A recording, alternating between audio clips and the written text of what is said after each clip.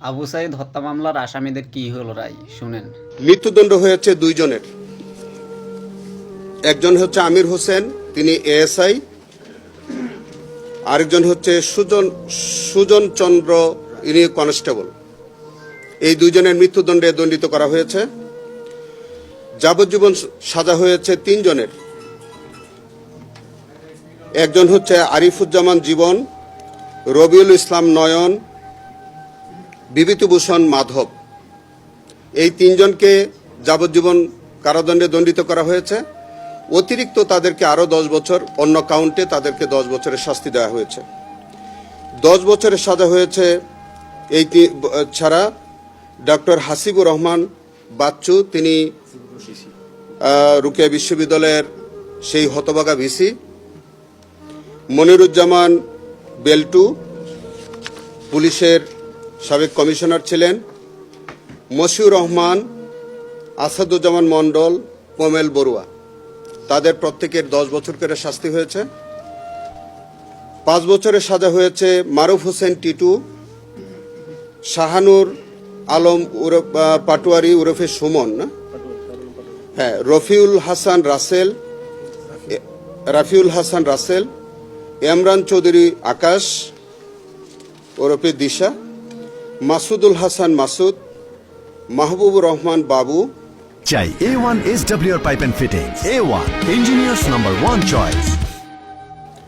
Doctor Sarwar Hossain, নামটা ওখানে ভুল আসছে, আপনারা দেখবেন সারোয়াত হয়ে গেছে, আসলে এটা ডক্টর সারোয়ার হোসেন চন্দন। শরীফুল ইসলাম, এটা হলো 5 বছরের সাজা। 3 বছরের সাজা হয়েছে হাফিজুর রহমান ওরফে তোফান, মনিরুজ্জামান পলাশ, মাহফুজুর রহমান শামীম, ফজলে রাব্বি ওরফে গ্লোরিয়াস ফজলে রাব্বি, আক্তার হোসেন, শেজান আহমেদ ওরফে আরিফ, ধনঞ্জয় ওরফে টগর, বাবুল হোসেন, নুরুন্নবী মণ্ডল, নূর আলম মিয়া, AK-M আমির হোসেন ওরফে আমু। এদের প্রত্যেকের 3 বছরের করে শাস্তি দেওয়া, সবারই সশ্রম কারাদণ্ড। আর আনোয়ার পারভেজ আপেল, তিনি ওই চুক্তিভিত্তিক একজন কর্মচারী বিশ্ববিদ্যালয়ের, এবং তার পরিচয় পাওয়া গেছে তিনি ছাত্রলীগ করতেন। তার সেন্টেন্স পিরিয়ড হচ্ছে যে কয়দিন তিনি হাজতবাস করেছেন, সেই হাজতবাসটাকেই তাকে দণ্ড হিসেবে দেওয়া হয়েছে, এবং ওই হাজতবাসটা যতদিন তিনি আছেন ততদিন পর্যন্ত তিনি হাজতবাস করে এই সাজাটা তাকে দেয়া হয়েছে।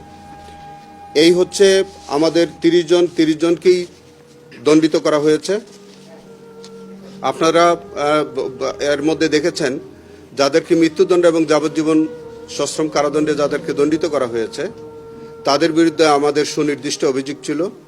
কারো বিরুদ্ধে অভিযোগ ছিল তাদের সুপিরিয়র কমন রেসপন্সিবিলিটি ছিল, এবং 2 জনের বিরুদ্ধে সরাসরি আবু সাইদকে বুকে এবং শরীরে বিভিন্ন জায়গায় গুলি করার অপরাধ ছিল, প্রত্যক্ষদর্শী সাক্ষী ছিল। আমি প্রথমেই কৃতজ্ঞতা প্রকাশ করতে চাই আমাদের এনটিভির সেই সাংবাদিক, আমাদের শ্রদ্ধেয় PW2, তিনি মইনুল হক। আমি কৃতজ্ঞতার সাথে তার কাছে আমি কৃতজ্ঞতা প্রকাশ করতে চাই। তিনি জীবনের ঝুঁকি নিয়ে তার ক্যামেরাম্যান সহ এই ভিডিও ফুটেজ ধারণ করার কারণেই এই নির্মম হত্যাকাণ্ডটি সারা দুনিয়ার মানুষ, সারা পৃথিবী দেখতে পেয়েছিল। সেই জন্য আমি এনটিভি এবং এনটিভির এই সাংবাদিক বন্ধুকে আমি আলাদাভাবে, বিশেষভাবে আমি কৃতজ্ঞতা প্রকাশ করতে চাই। আমি সকল সাংবাদিক বন্ধুদের কাছে আমি কৃতজ্ঞতা প্রকাশ করতে চাই। এই জুলাই বিপ্লবের সময় আপনাদের জীবন বাজি রেখে বিভিন্ন গণমাধ্যম আপনারা যেভাবে জীবনের ঝুঁকি নিয়ে আপনারা বিভিন্ন ফুটেজ ধারণ করেছেন, এবং সেই ফুটেজগুলো আমাদেরকে দিয়ে যেভাবে সহযোগিতা করেছেন, এই বিচারে অতীতে আমরা সেই ফুটেজগুলো, আপনাদের বিভিন্ন গণমাধ্যমের ফুটেজগুলো আমরা সাক্ষ্য হিসেবে ব্যবহার করেছি। অনাগত দিনেও আমরা আপনাদের এই ফুটেজগুলো আমরা ব্যবহার করে এই মামলায় যথাযথভাবে আমরা মামলা প্রমাণে সক্ষম হব বলে আশা করছি। আর এই মামলার আজকে এটা হচ্ছে, এই যে আজকে যে রায়টা হলো, এটা কিন্তু অনেকটা সেকেন্ড পার্ট।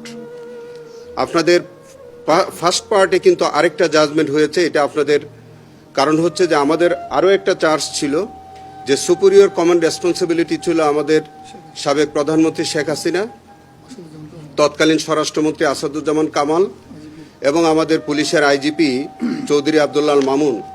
তাদের বিরুদ্ধে কিন্তু আরেকটা পার্টি ইতোমধ্যে বিচার হয়ে গেছে। যেহেতু ওখানে তাদের বিচারটা হয়ে গেছে, সেই কারণে আমাদের এখানে তাদের বিরুদ্ধে আলাদা চার্জ আনা হয়নি। তো সেই কারণে আজকের যে জাজমেন্টটা হয়েছে সেটার সাথে কিন্তু আগের যে জাজমেন্টটা হয়েছে সেটাও কিন্তু একীভূত করে দেখার সুযোগ আছে।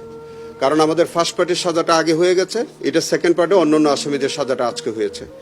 তো আমরা মনে করি যে এই ট্রাইব্যুনালে আমরা যথাযথ সাক্ষ্য প্রমাণ হাজির করতে পেরেছিলাম এবং আমাদের রায়ের কপি, আমরা সম্পূর্ণ রায়ের কপি পাওয়ার পরে আমরা হয়তো আরো বিষয়টি আপনাদের সামনে তুলে ধরতে পারব।